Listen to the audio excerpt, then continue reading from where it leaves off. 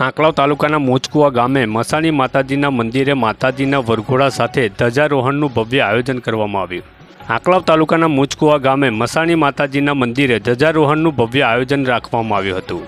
આંકલાવ તાલુકાના મોચકુવા ગામ નજીક આવેલ સર્જન નર્સરીથી ગલાભાઈ ગિરધરભાઈના ઘરેથી ઉમંગભેર ઉત્સાહપૂર્વક મસાણી માતાજીની ધજા લઈને મોચકુવા ગામમાં મસાણી માતાજીના મંદિરે ધજા ચડાવવામાં આવી હતી, જેમાં ખૂબ મોટી સંખ્યામાં ભાવિ ભક્તો જોડાયા હતા।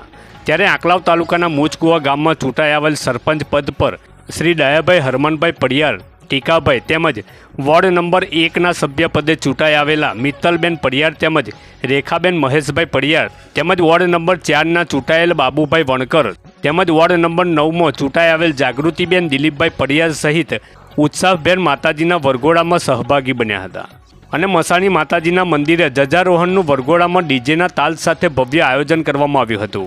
ત્યારે આ માતાજીના વરઘોડામાં ભક્તજનો સાથે ગામના વડીલ આગેવાનો અને બાળકો સહિત ખૂબ મોટી સંખ્યામાં ભાવિ ભક્તો રેલીમાં જોડાયા હતા અને ઉત્સાહપૂર્વક માતાજીનો વરઘોડો કાઢી રેલીનું ભવ્ય આયોજન કરવામાં આવ્યું હતું।